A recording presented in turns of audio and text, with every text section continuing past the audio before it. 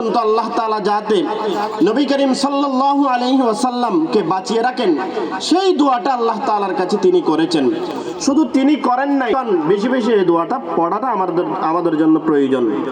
অর্থাৎ এই দোয়ার মাধ্যমে নবী করিম সাল্লাল্লাহু আলাইহি ওয়াসাল্লাম আমাদেরকে এই কথা উপলব্ধি করতে শিখিয়েছেন, এই রজব মাস এবং শাবান মাস অতি গুরুত্বপূর্ণ একটি মাস। হাদিসের অন্যত্র হাদিসের মধ্যে আছে, নবী করিম সাল্লাল্লাহু আলাইহি ওয়াসাল্লামের ইরশাদ ফরমান, শাবানু শাহরি ওয়া রমাদান শাহরুল্লাহ। শাবান মাস আমার মাস, রমজান মাস আল্লাহ তাআলার মাস। কেমন? শাবানু শাহরি কেন বলেছেন? মাসের কোনো তুলনাই হয় না, কিন্তু শাবান মাস আমার দিকে নিসবত করে নবীজি সাল্লাল্লাহু আলাইহি ওয়াসাল্লাম কেন বলেছেন? এটা বলার মূল কারণ হলো, ওই রমজানের প্রস্তুতিমূলক নবী করিম সাল্লাল্লাহু আলাইহি ওয়াসাল্লাম শাবান মাসে বেশি বেশি রোজা রাখতেন। সুবহানাল্লাহ। অর্থাৎ অনুশীলন করতেন। যেমন একটা খেলার মধ্যে নামার জন্য খেলার আগে অনেক অনুশীলন করতে হয়, ঠিক তেমনি ভাবে নবী করিম সাল্লাল্লাহু আলাইহি ওয়াসাল্লাম ওই যে রমজান মাস আসতেছে, ওই রমজান মাসের মাহাত্ম্য বোঝানোর জন্য, ওই রমজানের গুরুত্ব বোঝানোর জন্য, ওই রমজানের গুরুত্ব আমাদের কাছে আসার জন্য নবী করিম সাল্লাল্লাহু আলাইহি ওয়াসাল্লাম শাবান মাসকে নিজের সাথে সম্বোধন করেছেন, শাবানু শাহরি ওয়া রমাদান শাহরুল্লাহ। মুহতারাম হাজিরিন, আমি সেই বিষয়ের দিকে যাব না। এই যে রজব মাস আল্লাহ তাআলার কাছে দামি কেন? আল্লাহ তাআলার কাছে দামি একটি কারণে, সেটা হলো এই রজব মাসের মধ্যে মেরাজ সংগঠিত হয়। মেরাজ এটা কি জিনিস, আমরা সেই বিষয়ের উপর আলোচনা করব ইনশাআল্লাহ।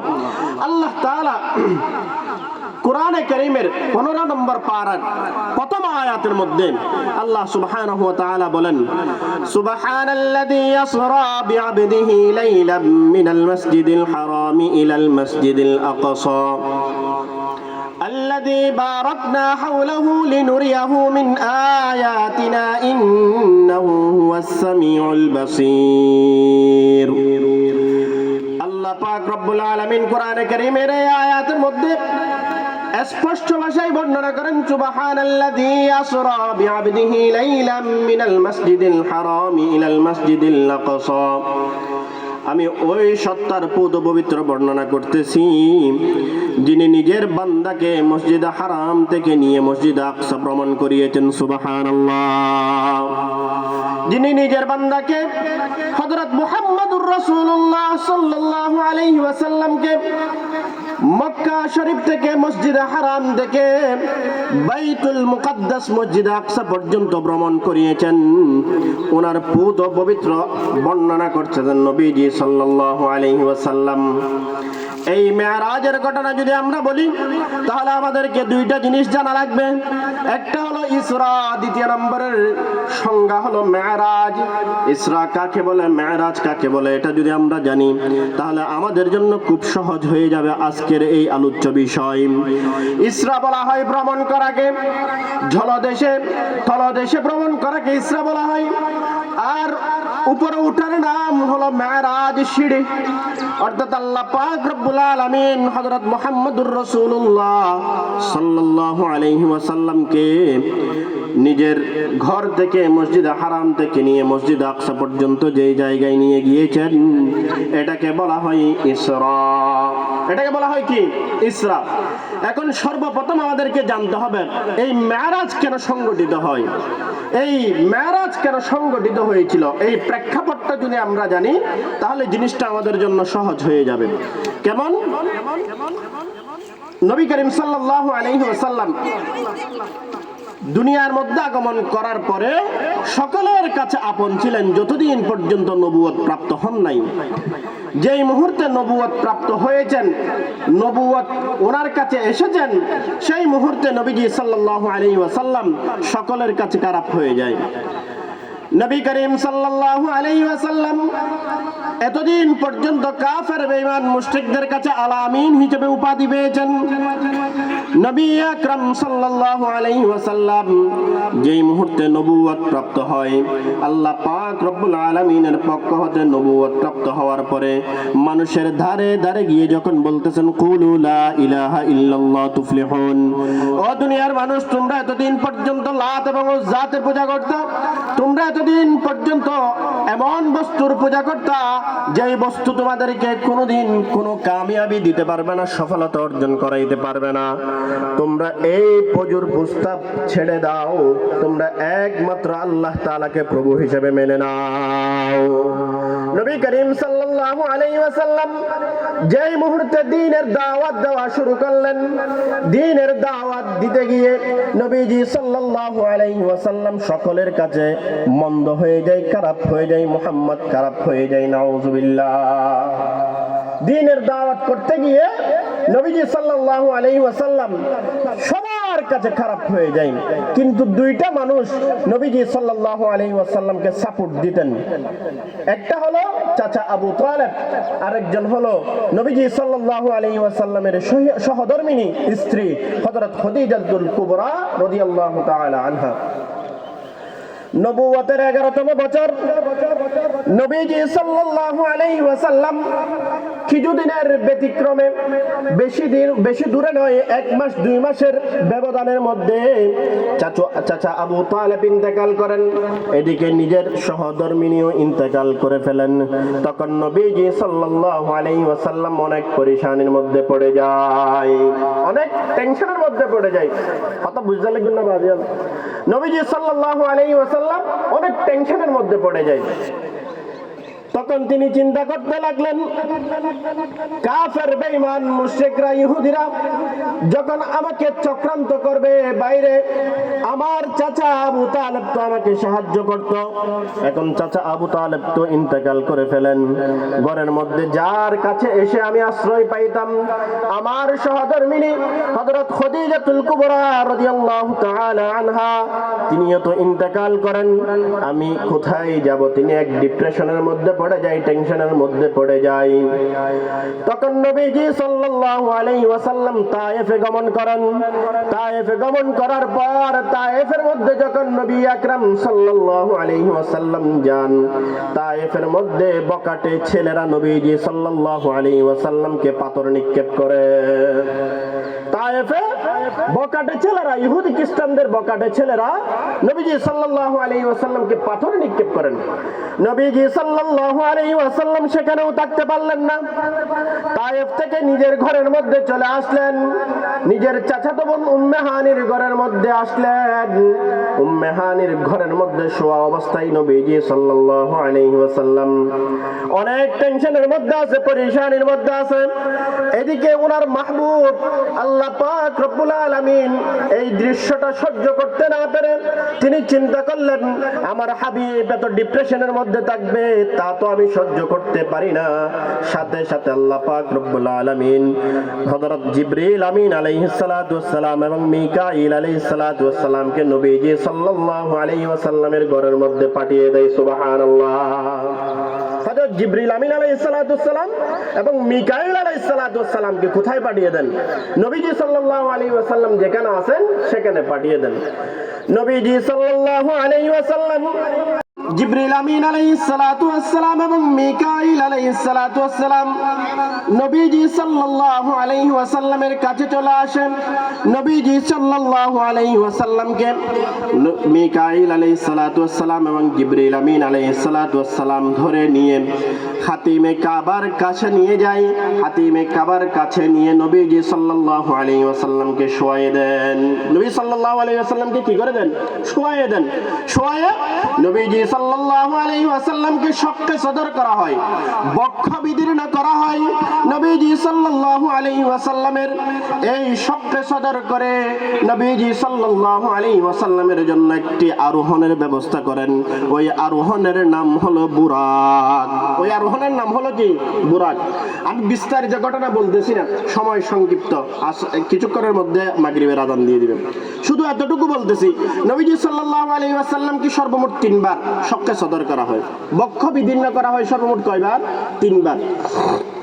প্রথমবার যখন বিবি হালিমাতুস সাদিয়া রাদিয়াল্লাহু তাআলা আনহার কাছে ছিলেন, তখন একবার শিশুসুলভ আচরণ বিনষ্ট করার জন্য আল্লাহ তাআলা একবার শক্কে সদর করেন। এরপর 20 থেকে 22 বছর বয়স যখন যৌবনের ধারণা, এইগুলো বিনষ্ট করার জন্য নবীজি সাল্লাল্লাহু আলাইহি ওয়াসাল্লামকে দ্বিতীয়বার শক্কে সদর করা হয়। আর তৃতীয়বার শক্কে সদর করা হয় এই মেরাজের ঘটনার প্রেক্ষিতে।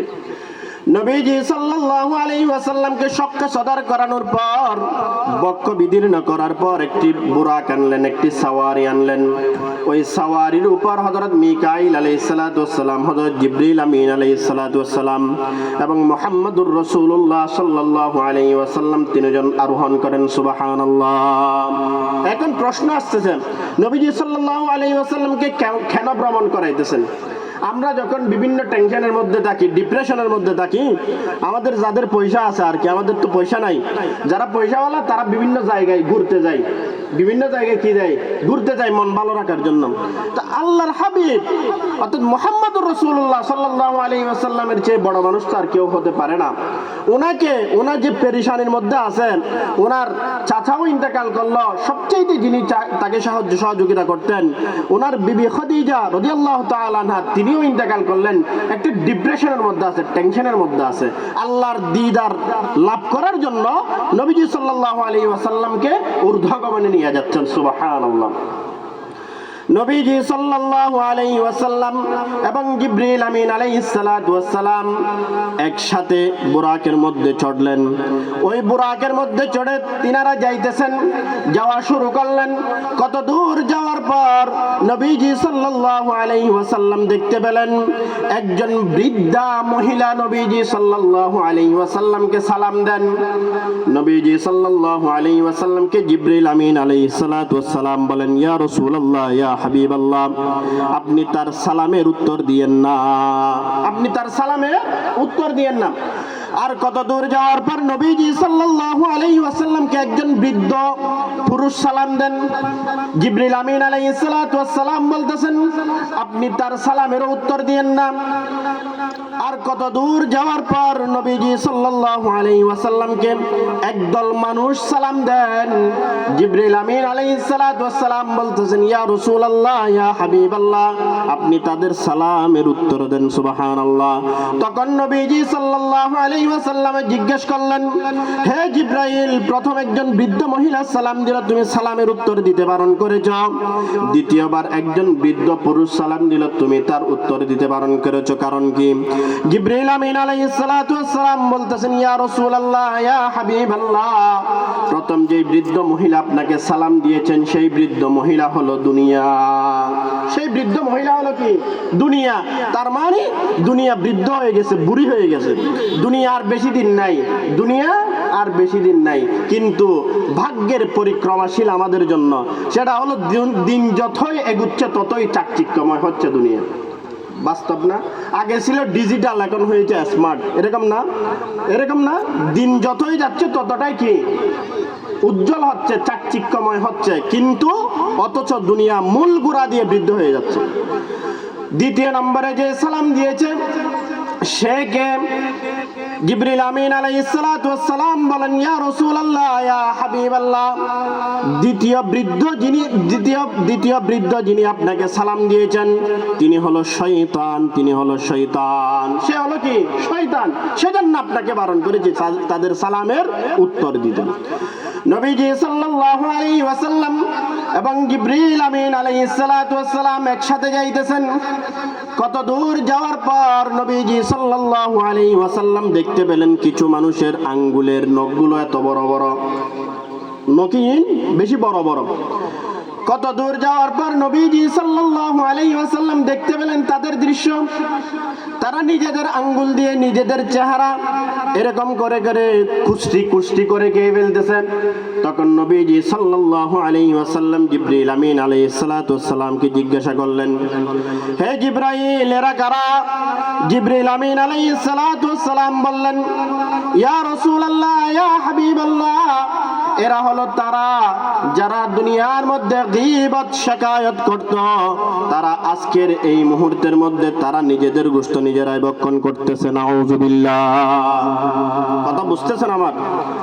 যারা গীবত করত দুনিয়ার মধ্যে, একজন অপরজনের পরনিন্দা করত, একজন অপরজনের পরনিন্দা গীবত শিকায়তের মধ্যে লিপ্ত থাকত, তাদের পরিণতি হবে কাল কিয়ামতের ময়দানে এরকম। কিয়ামত যতদিন অনুষ্ঠিত না হবে ততদিন পর্যন্ত এই শাস্তি তারা ভোগ করতে থাকবে। কত দূর যাওয়ার পর নবীজি সাল্লাল্লাহু আলাইহি ওয়াসাল্লাম দেখতে পেলেন কিছু মানুষ রক্তের সাগরের মধ্যে হাবুডুবু খায়, রক্তের সাগরের মধ্যে হাবুডুবু খাচ্ছেন। তারা সাঁতার কেটে কোন রকম ফারের মধ্যে যখন আসে তখন কিছু মানুষ তাদেরকে পাথর নিক্ষেপ করে, পাথর নিক্ষেপ করে তারা আবার মাঝখানে চলে যায়। নবীজি সাল্লাল্লাহু আলাইহি ওয়াসাল্লাম জিজ্ঞাসা করলেন, হে জিবরাইল, এরা কারা? জিবরিল আমিন আলাইহিস সালাতু ওয়াস সালাম উত্তর দিলেন, ইয়া রাসূলুল্লাহ, ইয়া হাবিবাল্লাহ, এরা হলো তারা যারা দুনিয়ার মধ্যে সুদ বক্ষণ করত। সাল্লাল্লাহু আলাইহি ওয়াসাল্লাম দেখতে পান, কি দৃশ্য দেখতে পান?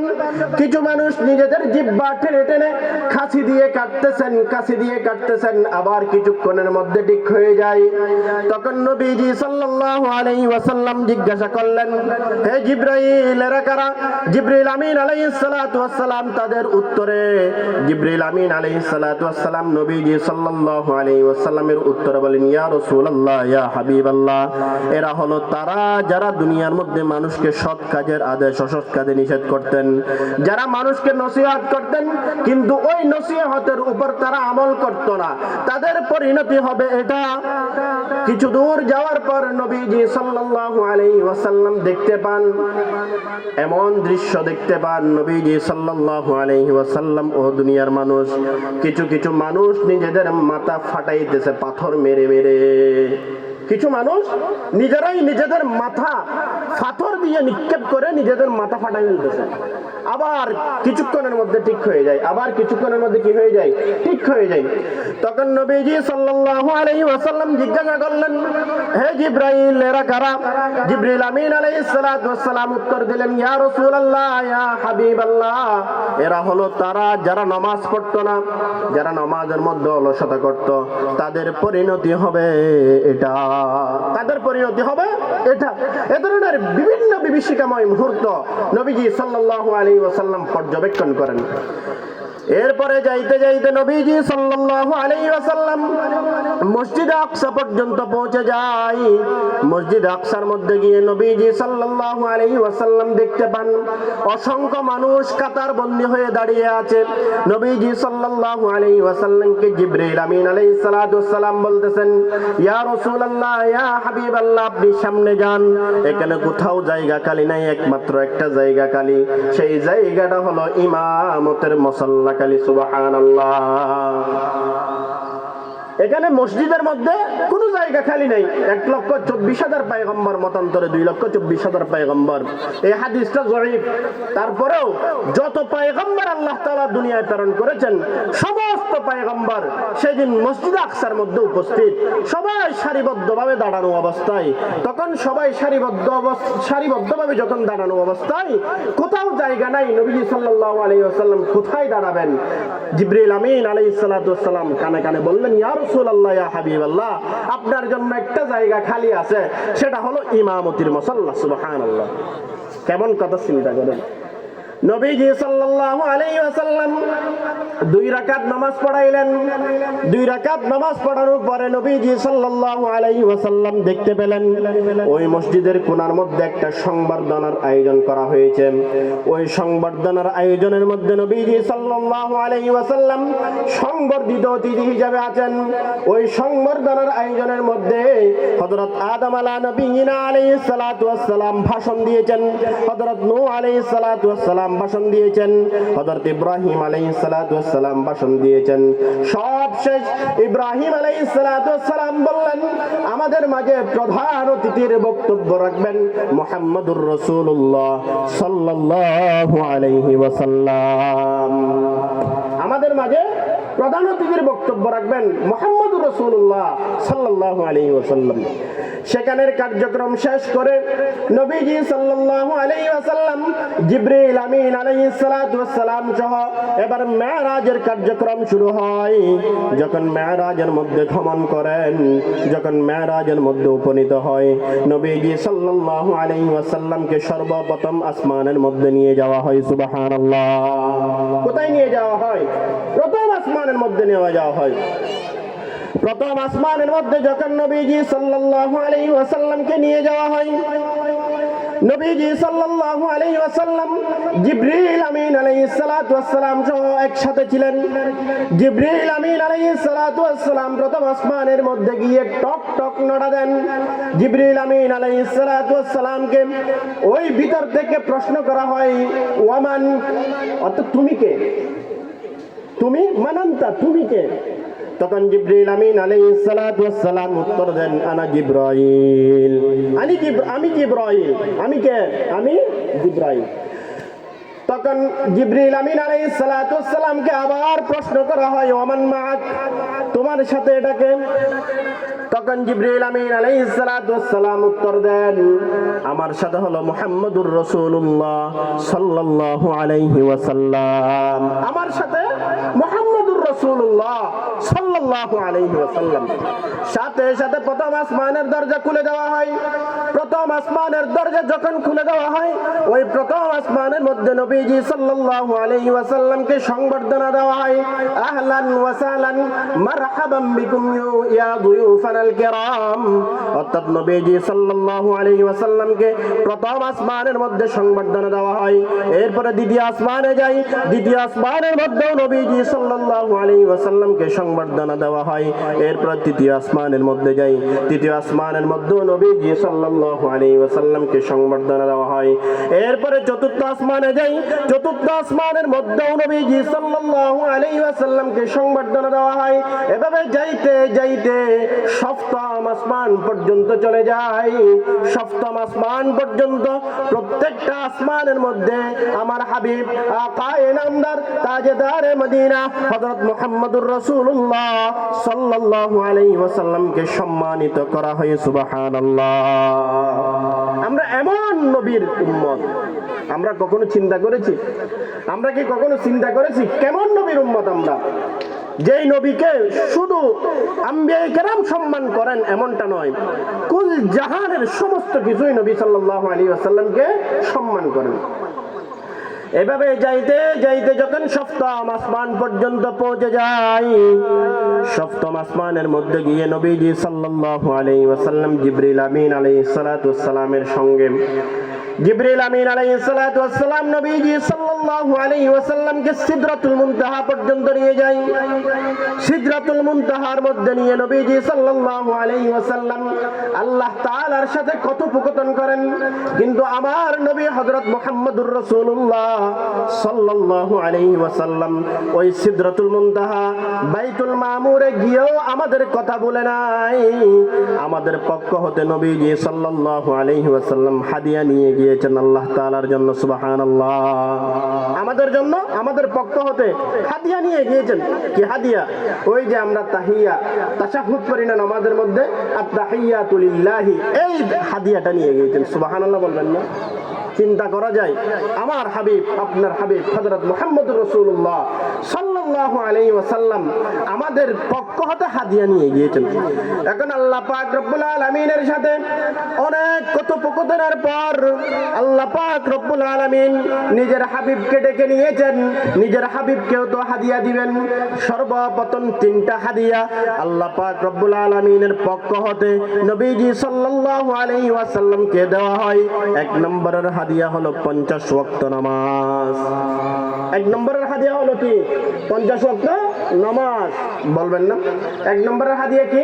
50 ওয়াক্ত নামাজ। দ্বিতীয় নম্বরের হাদিয়া হলো সূরা বাকারার শেষ 3 আয়াত, শেষ 2 আয়াত।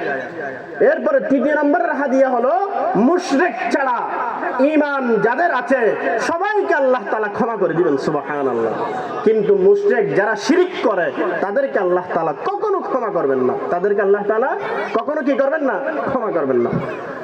নবীজি সাল্লাল্লাহু আলাইহি ওয়াসাল্লাম 50 ওয়াক্ত নামাজ যখন নিয়ে, 50 ওয়াক্ত হাদিয়া নিয়ে যখন আল্লাহ পাক রব্বুল আলামিনের পক্ষ হতে সপ্তম আসমানের মধ্যে আসে, ষষ্ঠ আসমানের মধ্যে আসে, হযরত মূসা আলাইহিস সালাতু ওয়াস সালামের সাথে দেখা হয়। হযরত মূসা আলাইহিস সালাতু ওয়াস সালাম বলেন, ইয়া রাসূলুল্লাহ, ইয়া হাবিবাল্লাহ, আমি আমার উম্মতকে 3 ওয়াক্ত নামাজ পড়াইতে পারি নাই। আমার উম্মতের চেয়ে আপনার উম্মত অনেক দুর্বল থাকবে, আপনি আপনার উম্মতকে কিভাবে 50 ওয়াক্ত নামাজ পড়াবেন? তখন রাসূলুল্লাহ সাল্লাল্লাহু আলাইহি ওয়াসাল্লাম চিন্তা করলেন এবং মূসা আলাইহিস সালাতু ওয়াস সালাম পরামর্শ দিলেন, আবার আল্লাহ তাআলার কাছে যায়। আল্লাহ তাআলার কাছে